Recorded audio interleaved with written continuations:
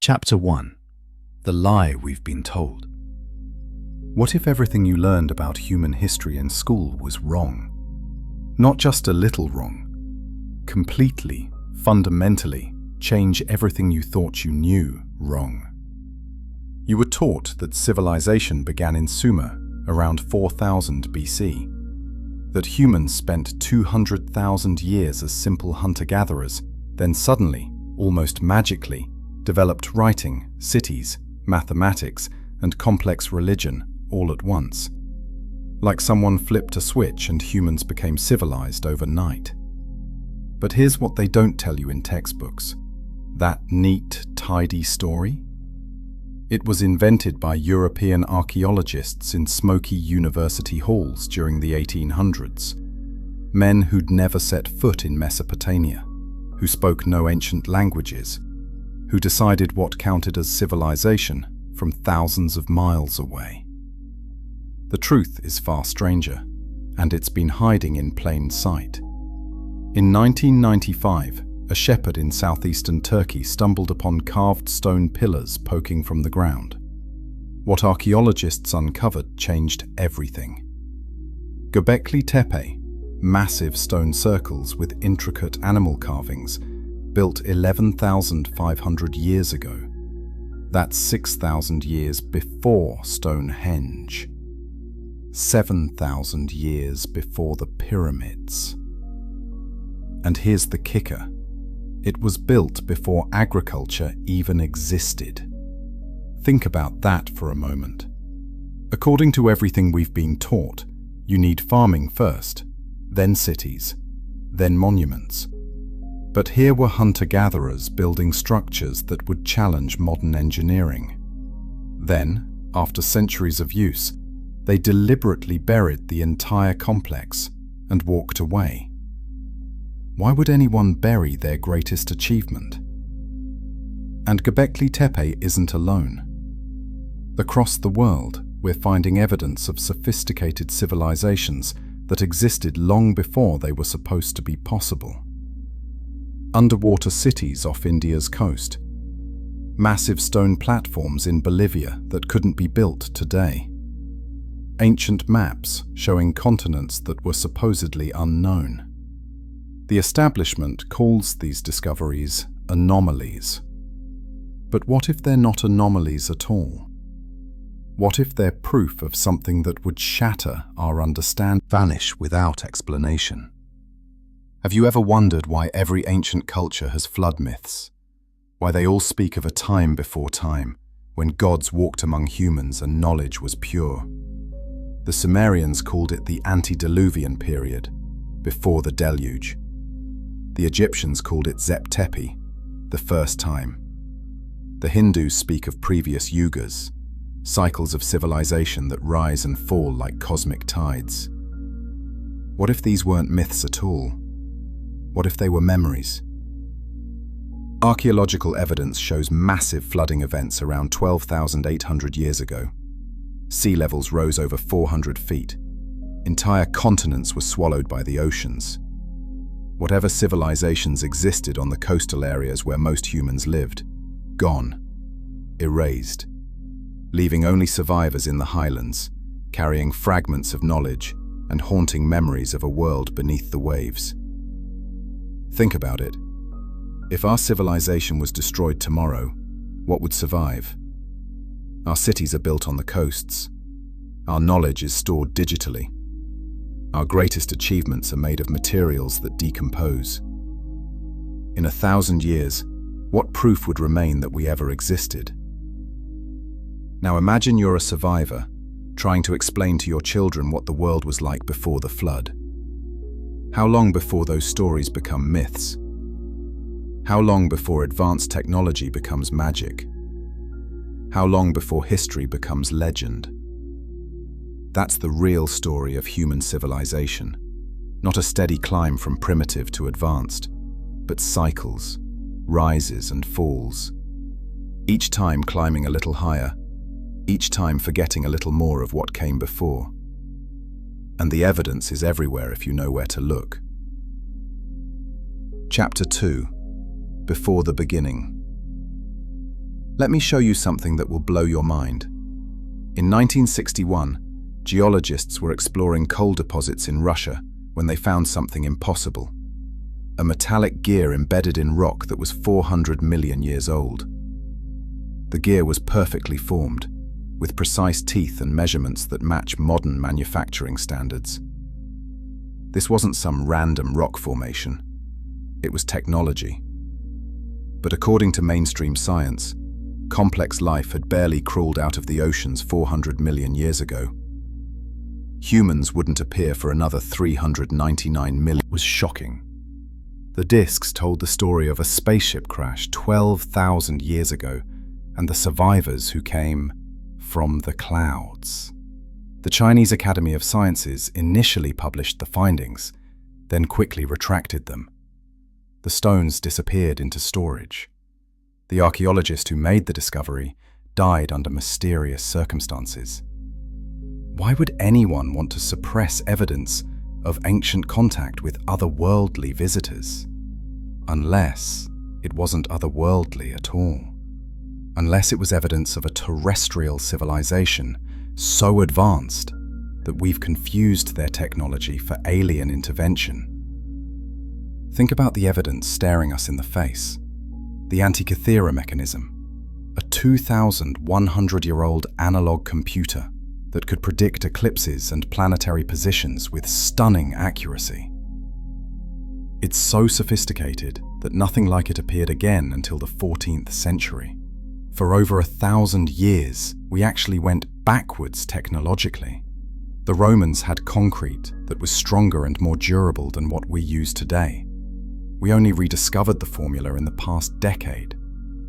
Damascus steel was harder than modern steel and had a distinctive watered pattern that we still can't replicate. The secret of Greek fire burned on water and was so effective that the Byzantine Empire guarded its formula with their lives. When Constantinople fell, the knowledge died with them. This isn't just about lost recipes. This is about systematic amnesia. Civilization doesn't always progress forward.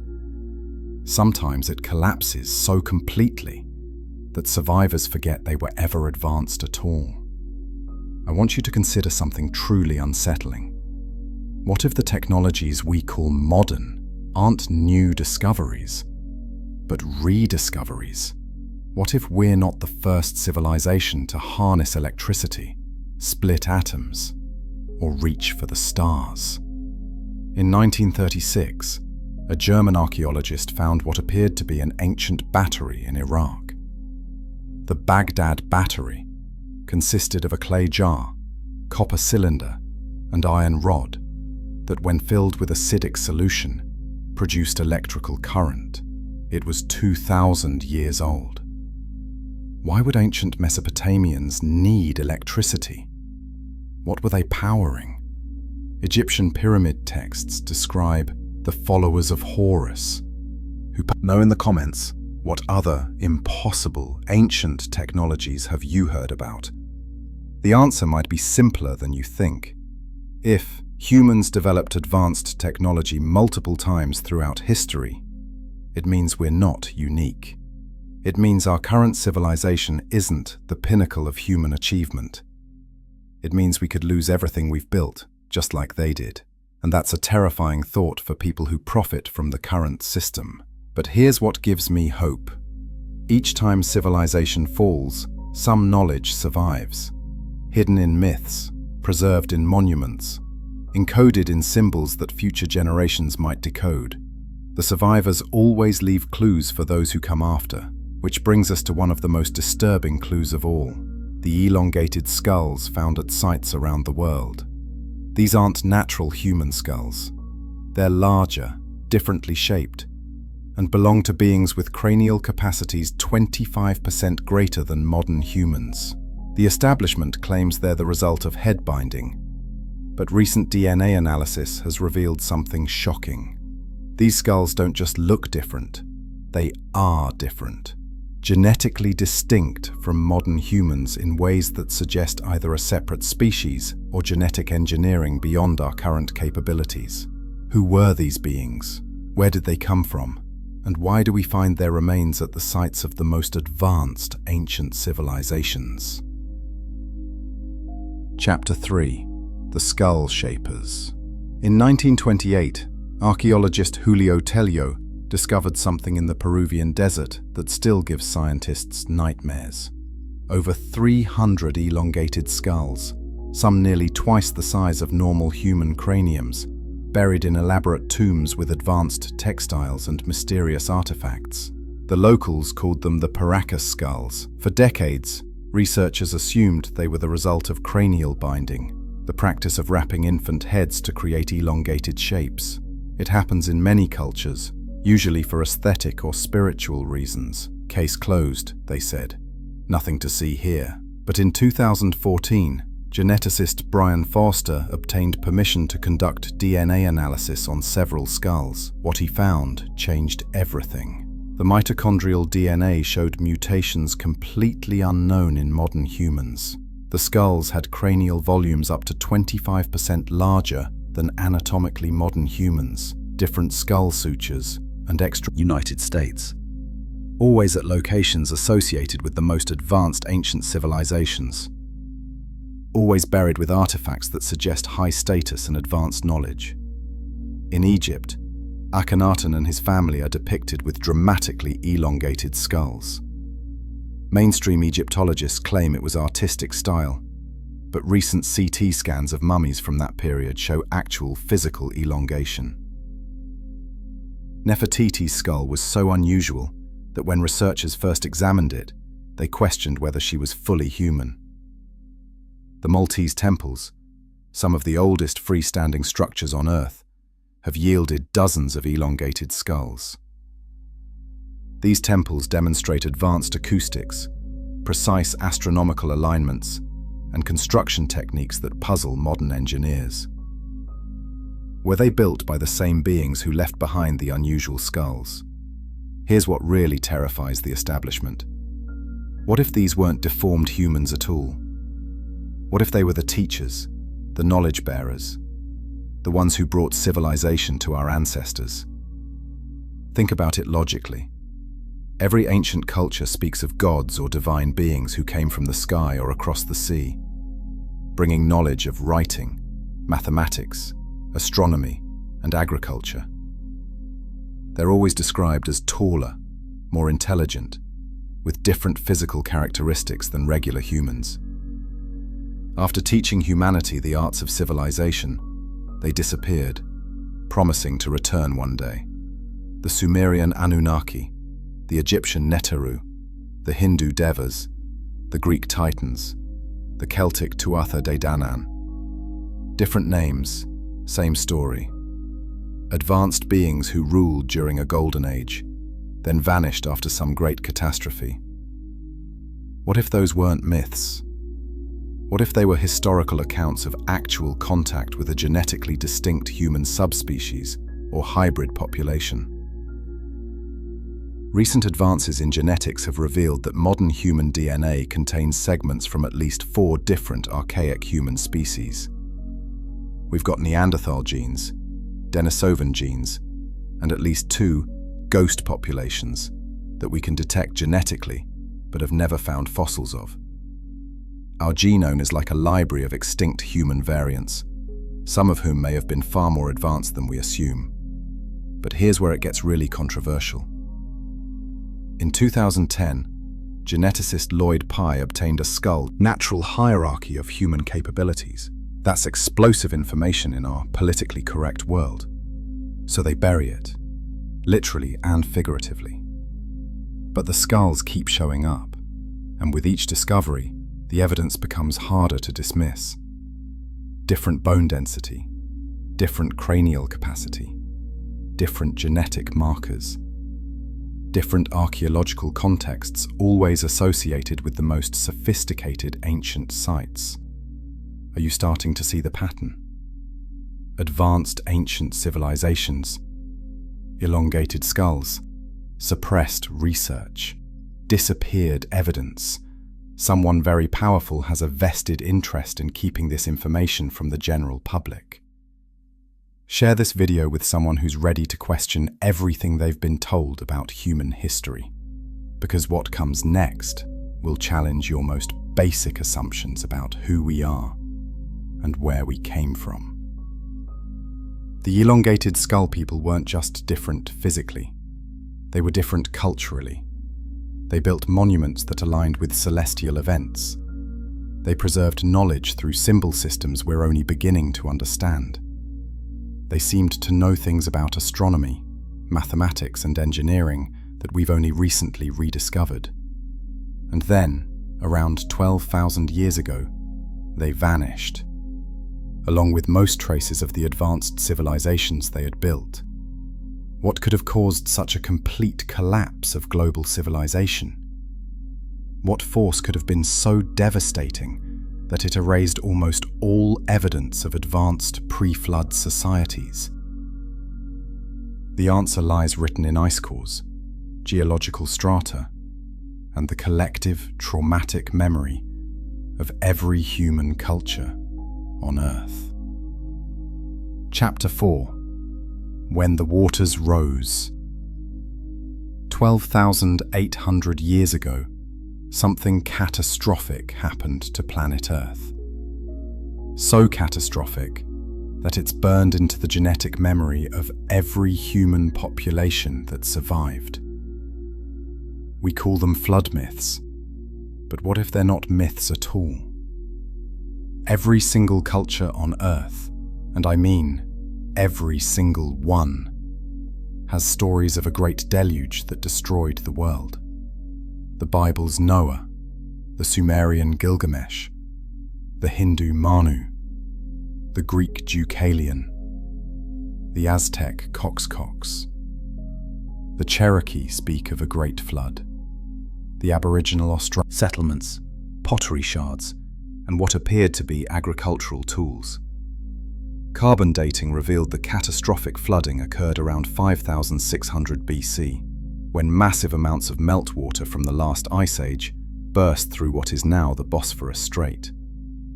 The Black Sea, previously a smaller freshwater lake, was flooded with salt water in what Ballard called the greatest natural disaster in human history. In just a few years, water levels rose over 500 feet. The coastline expanded by hundreds of miles. Entire civilizations were swallowed without warning. The survivors fled in all directions, carrying only their memories and their stories. But the Black Sea flood was just one of many. As the last ice age ended, sea levels rose over 400 feet globally. The Indonesian landmass of Sundaland, twice the size of India, disappeared beneath the waves. The Bering Land Bridge vanished. Doggerland, which connected Britain to continental Europe, was submerged. Massive coastal civilizations that may have housed millions of people were erased from history. Think about where humans naturally build cities. River deltas, coastal plains, natural harbors. Exactly the areas that would have been flooded first and most completely. If there were advanced civilizations 12,000 years ago, we'd never find them, because they're under 400 feet of ocean water. But here's the really terrifying part. This wasn't gradual sea level rise over centuries. Geological evidence shows it happened in catastrophic pulses.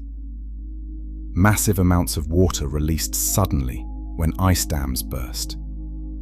Entire regions flooded in days or weeks, not decades.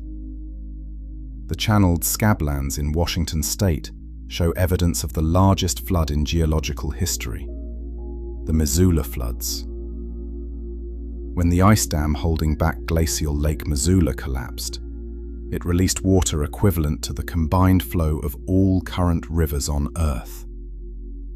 The flood carved 50-foot deep channels through solid bedrock in a matter of hours.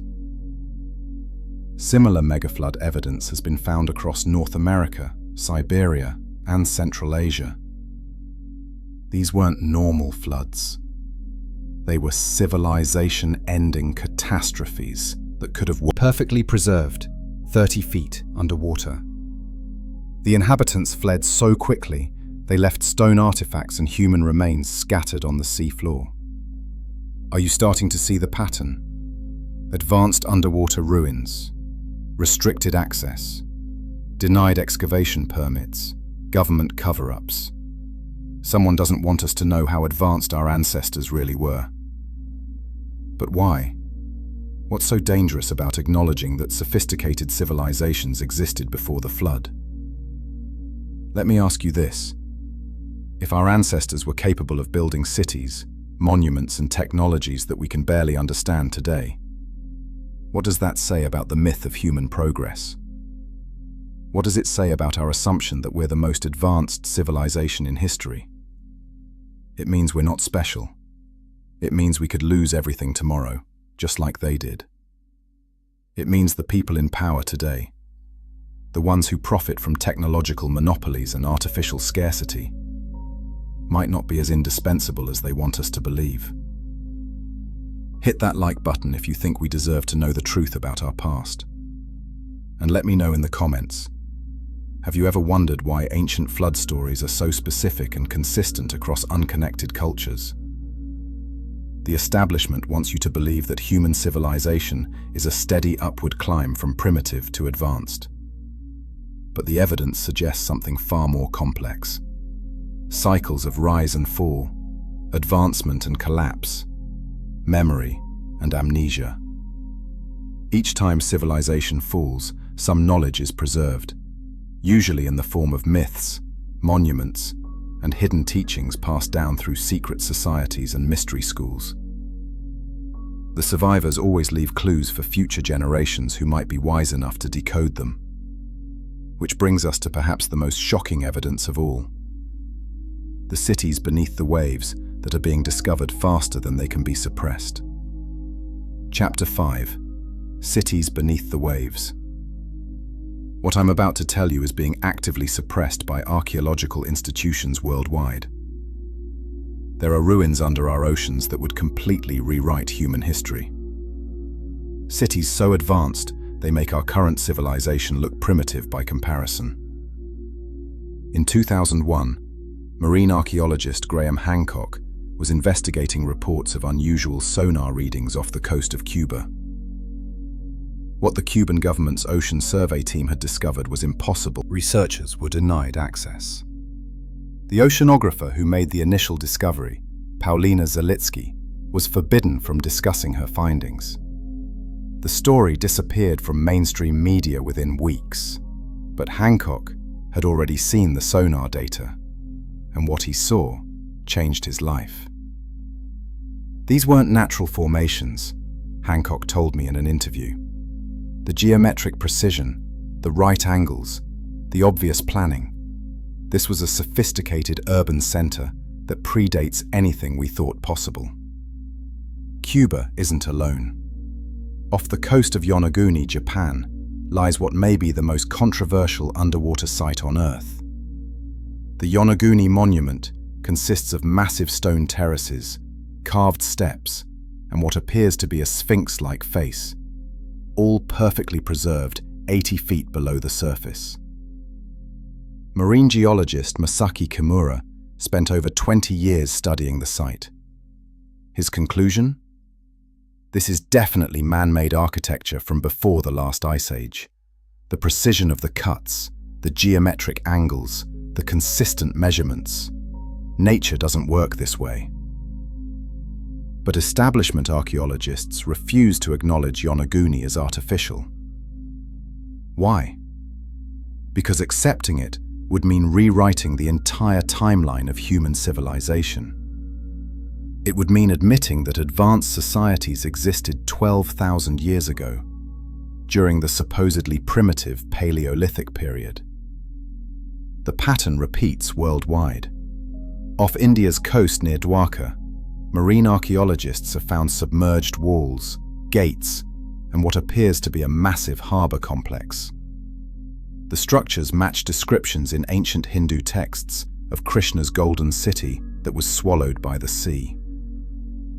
Carbon dating of recovered artifacts suggests the site is over 9,000 years old. When the Archaeological Survey of India requested permission for full excavation, the project was mysteriously cancelled. Government officials claimed lack of funding, but insiders report that the real reason was political. The implications were too dangerous. Near Alexandria, Egypt, the ruins of the ancient lighthouse and palace complexes have revealed construction techniques that surpass modern engineering. Massive granite blocks fitted together without mortar, so precisely that you can't slide a knife position, and disappeared from public view. What are they so afraid of? What could these underwater ruins prove that's worth destroying careers and suppressing scientific research? The answer might lie in the technologies these ancient civilizations possessed. Recent analysis of underwater sites has revealed evidence of precision cutting tools, advanced metallurgy, and construction techniques that we struggle to replicate today. At the Bimini Road in the Bahamas, massive stone blocks are arranged in perfect geometric patterns underwater. The blocks show evidence of tool marks and deliberate placement, yet they're supposedly natural formations, according to mainstream geology. Independent researchers who've dove the site describe seeing clear evidence of human construction: fitted joints, carved channels, and systematic arrangement. Edgar Cayce, the famous psychic, predicted in the 1930s that ruins of Atlantis would be discovered near Bimini in the late 1960s. The Bimini Road was found in 1968. Coincidence? Or did Cayce have access to information that's been suppressed from mainstream history? Here's what really bothers me about the official response to these discoveries. Instead of investigating with excitement and scientific rigor, the establishment's first instinct is always to deny, dismiss, and suppress. They attack the researchers personally, cut their funding, and use their media connections to discredit the discoveries. That's not how science is supposed to work. That's how cover-ups work. If you're tired of being lied to about human history, subscribe to this channel and ring that notification bell, because the evidence we're uncovering threatens some very powerful interests. The underwater cities prove that advanced civilizations existed during the last ice age. They had technologies we don't understand, knowledge systems we've forgotten, and capabilities that challenge our assumptions about human potential. When the floods came, most evidence of their achievements was erased. But not all. Some knowledge was preserved, hidden in plain sight, encoded in monuments that survive to this day. And the most shocking evidence of all might be written in the stars themselves. Chapter 6: The Star Watchers. Ancient humans weren't supposed to know that the Earth orbits the Sun. They weren't supposed to understand what appears to be a comet impact event. The precision is extraordinary, Sweatman reported. Whoever carved this understood astronomy at a level that rivals our current knowledge. But Göbekli Tepe is just the beginning. The Nabta Playa stone circle in Egypt's Sahara Desert aligns with the rising of Sirius and marks the summer solstice with mathematical precision.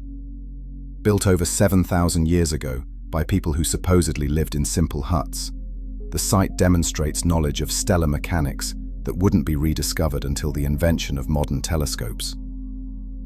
In Peru, the Nazca lines include astronomical alignments so precise that they function as a massive star map visible from the air. The lines point to the rising positions of key constellations and track the movement of celestial bodies across decades of observation. Who was this information intended for?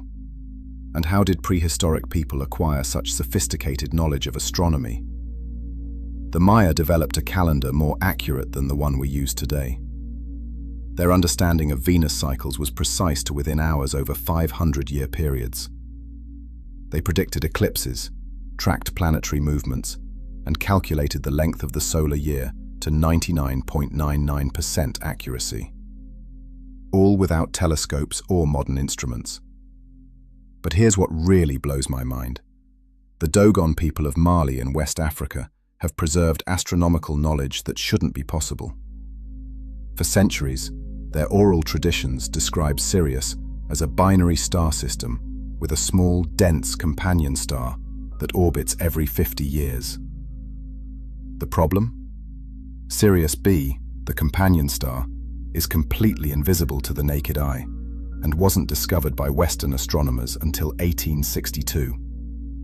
It wasn't photographed until 1970. Yet the Dogon have known about it for over 1,000 years, describing its properties with startling accuracy. When anthropologists first documented Dogon astronomy in the 1930s, the tribe described Sirius B as the smallest thing there is, but the heaviest star dash, a perfect description of a white dwarf star.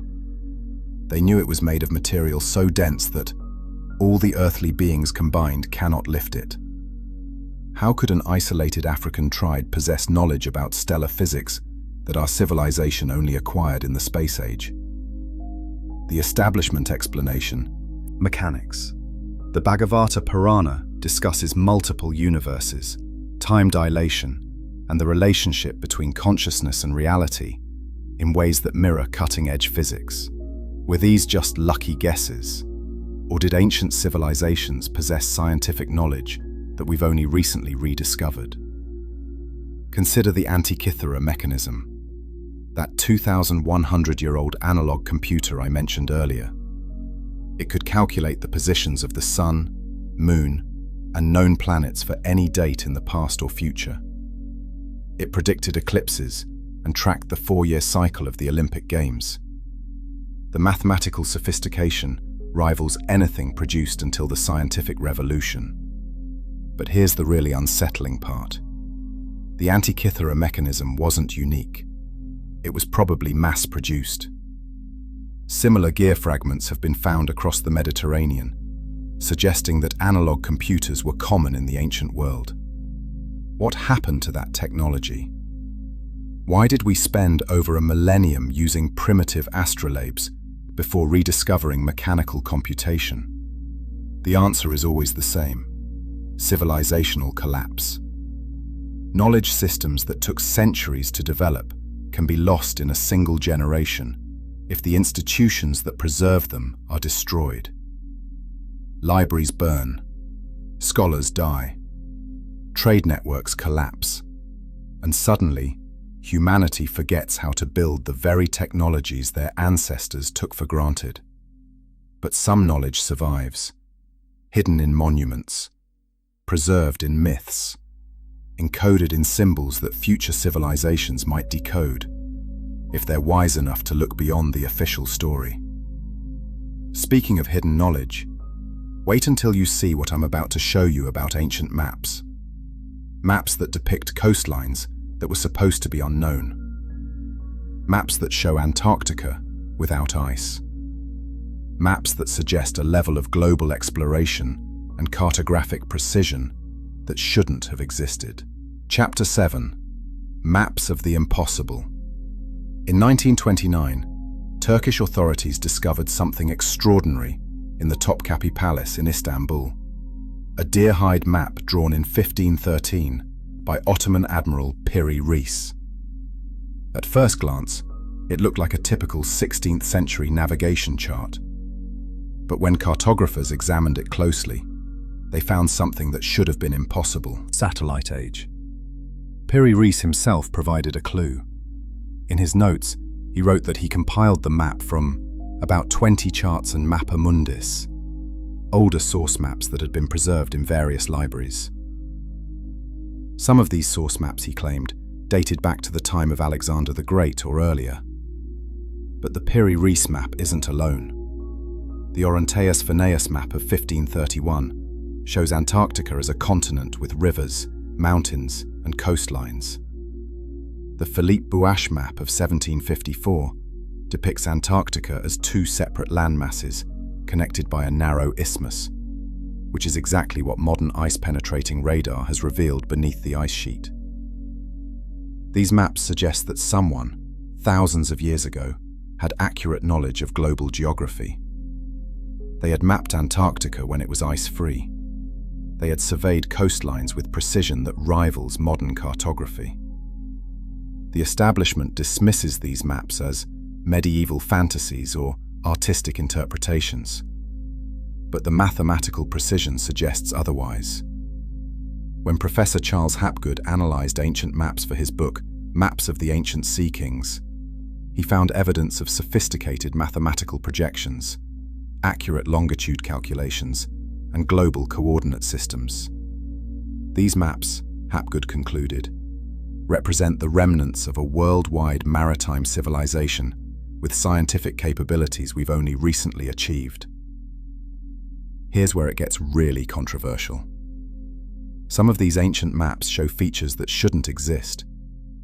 The Haji Ahmed map of 1559 depicts a land bridge connecting Alaska to Siberia, the Bering Land Bridge that was submerged 10,000 years ago. The Zeno map shows Greenland ice-free, with details of interior geography that we've only recently confirmed through ice-penetrating radar. Were these maps based on direct exploration? Did ancient civilizations possess global navigation capabilities? And if so, what happened to their ships, their instruments, their knowledge? The answer might lie in ancient texts that describe technologies we've dismissed as mythology. The Indian Mahabharata speaks of Vimanas, flying machines capable of traveling vast distances. Sanskrit texts describe navigation instruments that could determine position anywhere on Earth. The Ramayana mentions aerial Egyptian pyramids, Mayan temples, and megalithic sites across Europe. Similar construction techniques are found at sites separated by oceans. Identical astronomical alignments show up on every continent. How did isolated civilizations develop identical knowledge systems unless there was some form of global communication and travel? The cocaine mummies of Egypt provide another tantalizing clue. In 1992, German toxicologist Svetlana Balabanova discovered traces of cocaine and tobacco in Egyptian mummies, plants that supposedly didn't exist outside the Americas until Columbus. When other researchers confirmed her findings in mummies across Europe, the archaeological establishment went into damage control mode. Contamination, they claimed. Impossible, they insisted. But the evidence kept mounting. Pre-Columbian contact between the old and new worlds wasn't just possible, it was happening regularly. Transoceanic voyages that we thought were impossible were apparently routine for ancient navigators. They had maps, they had instruments, they had knowledge systems that allowed them to traverse vast distances with precision. And then something happened. The knowledge was lost. The maps were forgotten. The technologies disappeared. Humanity entered a dark age from which we've only recently emerged. But why? What could have caused such a complete collapse of global civilization? What force could have erased advanced technologies and reduced humanity to primitive subsistence living? The answer is written in geological strata, ice cores, and the traumatic memories of every surviving culture on Earth. It's a story of cosmic catastrophe, civilizational collapse, and the desperate attempts of survivors to preserve fragments of ancient wisdom for future generations. If you're ready to learn the truth about what really happened to the advanced civilizations of antiquity, you need to understand the role of secret societies and mystery schools in preserving forbidden knowledge. Chapter 8: The Memory Keepers. After every civilizational collapse, some knowledge survives. Not in libraries or universities. Those burn first. The knowledge survives in secret societies, construction techniques that seem to come from nowhere. Medieval records show that cathedral builders were organized into secretive guilds with initiation rituals, sacred oaths, and closely guarded knowledge. They called themselves Freemasons. Free because they weren't bound to feudal lords, Masons because they worked in stone. Their symbols, the compass, square, and pyramid, are identical to those used by ancient Egyptian architects. Where did medieval Masons acquire knowledge of Egyptian building techniques? How did they suddenly rediscover principles of sacred geometry that had been lost for centuries? The answer might lie in the Crusades. When Christian knights conquered Jerusalem, they didn't just find holy relics. They found libraries, ancient texts, preserved knowledge from civilizations that predated Christianity by millennia. The Knights Templar spent decades excavating beneath the Temple Mount in Jerusalem. What they found changed them from a small military order into the most powerful organization in medieval Europe. They returned to France with knowledge of banking, navigation, astronomy, and architecture that seemed almost magical to their contemporaries. Within decades, Gothic cathedrals began appearing across Europe, financed by Templar wealth and built using Templar-connected Mason guilds. These weren't just churches, they were technological marvels. Flying buttresses that distributed weight with mathematical precision. Rose windows that demonstrated advanced optics. Acoustic properties that amplified sound in specific ways. But the Templars weren't just builders. They were bankers, navigators, and explorers. They established trade routes across Europe and the Middle East. They developed the first international banking system. And according to some researchers, they may have reached America over 200 years before Columbus. The Newport Tower in Rhode Island bears architectural similarities to Templar churches in Europe. The Westford Knight carving in Massachusetts appears to depict a 14th century Templar knight. Hooked X symbols, associated with Templar treasure maps, have been found carved in rocks across the American Northeast. Did the Templars use ancient maps and navigation techniques to reach the New World? Were they following? Don't just preserve technical knowledge, they preserve historical knowledge. Knowledge about what really happened to the advanced civilizations of antiquity. The Egyptian mystery schools taught that humanity had experienced multiple ages of rise and fall. Plato learned about Atlantis from Egyptian priests, who claimed their records went back over 9,000 years. The Eleusinian mysteries of Greece preserved traditions of a golden age before the Great Deluge. Hindu and Buddhist texts describe cycles of civilization called yugas, vast periods of time during which humanity rises to great heights, then falls into barbarism, only to rise again. According to these calculations, we're currently in the Kali Yuga, the age of darkness and ignorance that follows the destruction of the previous world age. Were these just philosophical metaphors, or were they historical records of actual events? Consider what happened to the Library of Alexandria. For over 700 years, it preserved the accumulated knowledge of the ancient world. Scholars from across the known world came to study mathematics, astronomy, medicine, and philosophy. The library contained over 400,000 scrolls, the equivalent of millions of modern books. Then it burned, multiple times. Each time, irreplaceable knowledge was lost forever. By the time Alexandria finally fell to Arab conquest, most of the ancient world's scientific and technical knowledge had vanished. But some knowledge escaped. Scholars fled with precious texts. Copies were hidden in monasteries and private collections. Secret societies preserved fragments through oral traditions and symbolic rituals. When Islamic scholars rediscovered Greek and Egyptian texts during the medieval period, they found descriptions of technologies and scientific principles that wouldn't be officially discovered by Western science for centuries. Alchemy, optics, mathematics, astronomy, knowledge that had been preserved by initiates while the official world forgot. This is the real history of human knowledge, not a steady progression from ignorance to enlightenment, but cycles of discovery, loss, and rediscovery. Each time civilization falls, the survivors hide what they can and hope that future generations will be wise enough to decode their messages. And those integrity.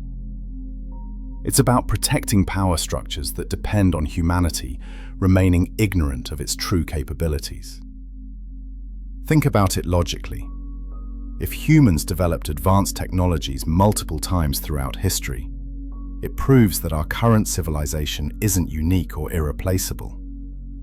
It proves that the knowledge monopolies held by universities, governments, and corporations are artificial constructs that could be bypassed or replaced. That's a terrifying thought for people who profit from technological scarcity and intellectual gatekeeping. In 1901, inventor Nikola Tesla claimed he had developed a method for wireless transmission of electricity that could provide unlimited free energy to the entire world. J.P. Morgan, who was financing Tesla's research, immediately cut funding when he realized the implications.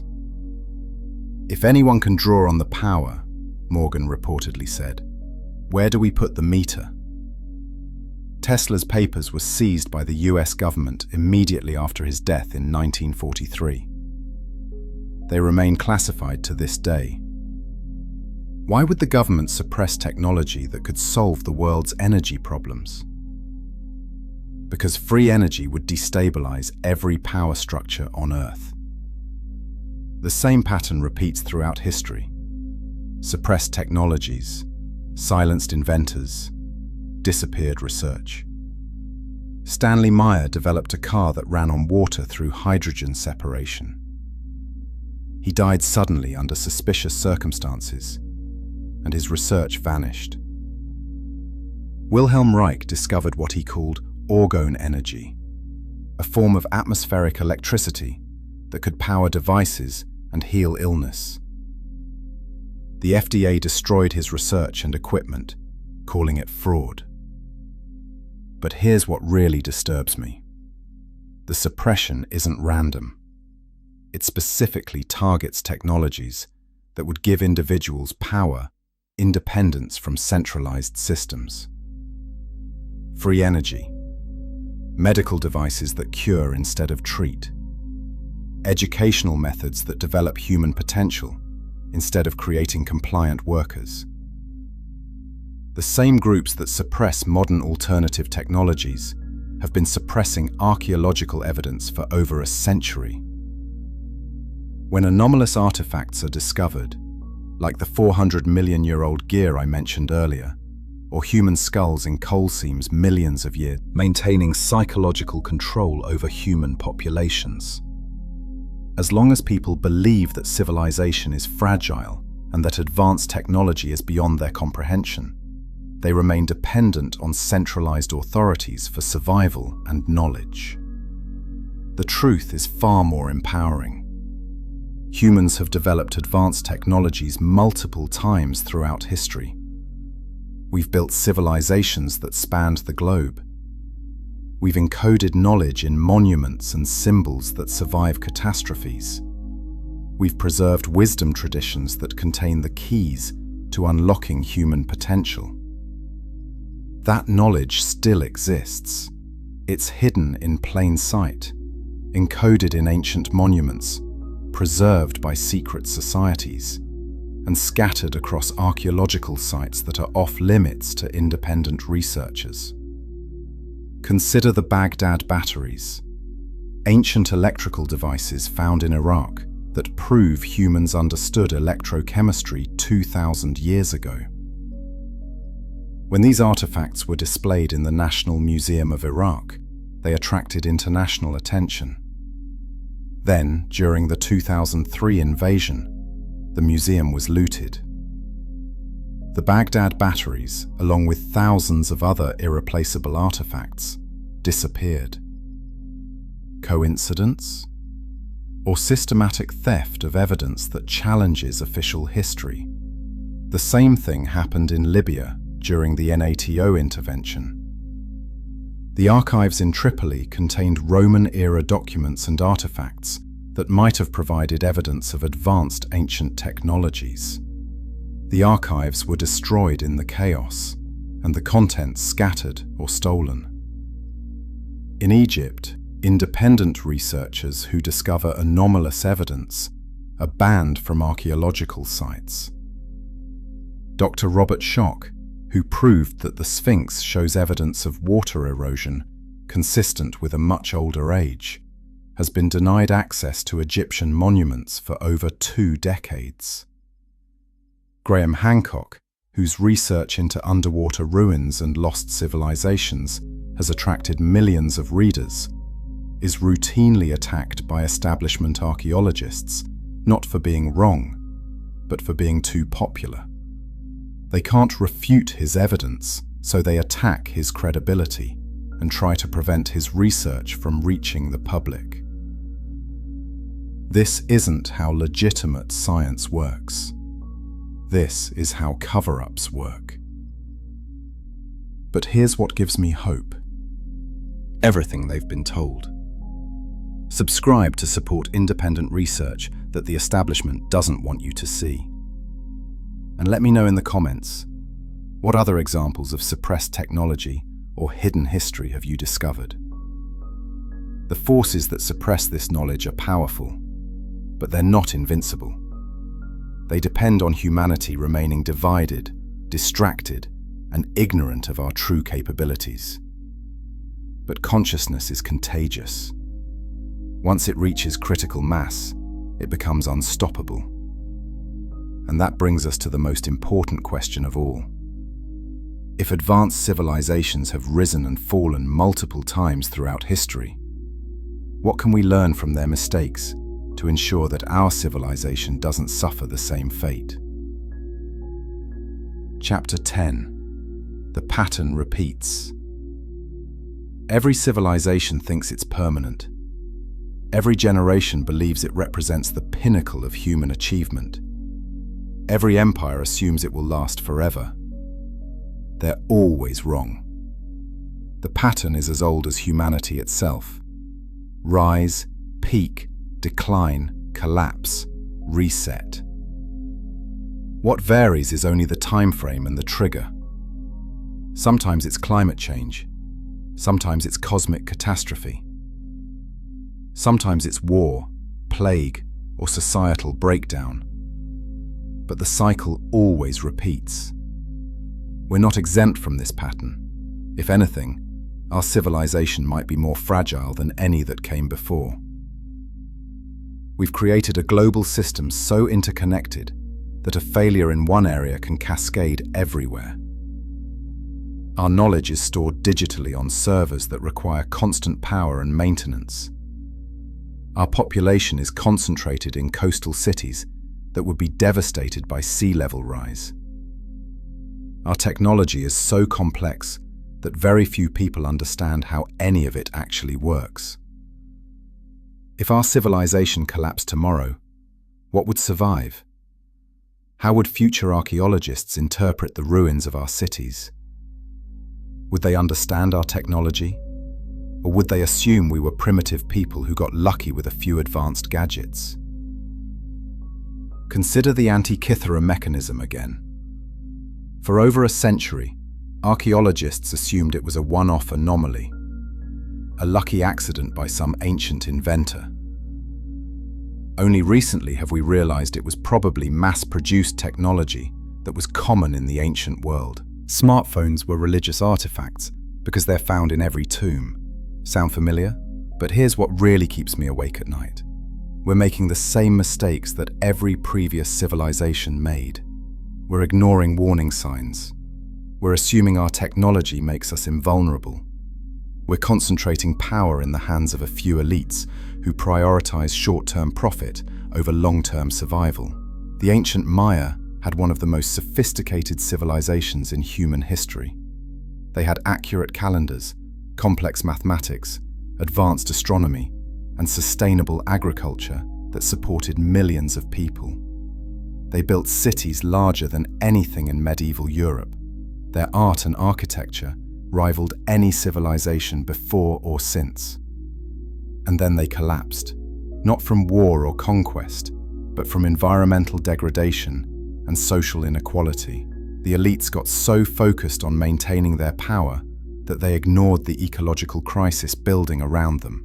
When the system finally broke down, the population scattered, the cities were abandoned, and the knowledge was lost. The survivors had to start over with Stone Age technology. Does any of that sound familiar? Climate change, resource depletion, massive inequality, elites who prioritize maintaining power over solving problems. We're following the exact same pattern that destroyed every previous advanced civilization. But we have advantages our predecessors didn't. We can study their mistakes. We can learn from their failures. We can choose a different path. The key is consciousness. Understanding that civilization is not inevitable. Recognizing that our current system is not permanent. Accepting that we need to actively work to preserve and protect human knowledge and capabilities. That's why recovering suppressed history is so important. It shows us that humans are capable of far more than we've been told. It proves that advanced technologies can be developed independently by different civilizations. It demonstrates that knowledge can survive catastrophic collapses if it's properly preserved. The secret societies and mystery schools understood this. They created systems for preserving essential knowledge through dark ages. They encoded wisdom in symbols that could survive the destruction of libraries. They maintained traditions that could bridge the gap between fallen civilizations and their successors. We need to do the same thing. We need to create decentralized knowledge preservation systems, the survivors. But wouldn't it be better if we didn't fall at all? The choice is ours. We can ignore the lessons of history and repeat the same mistakes that destroyed our predecessors. Or we can learn from their failures, preserve their wisdom, and create something better. The pattern doesn't have to repeat, but only if we're conscious enough to break it. What do you think? Are we doomed to repeat the cycle of rise and fall? Or can humanity finally transcend the pattern that's defined our entire history? Let me know in the comments, and make sure to subscribe for more hidden truths about human civilization. The future depends on how many people understand the past.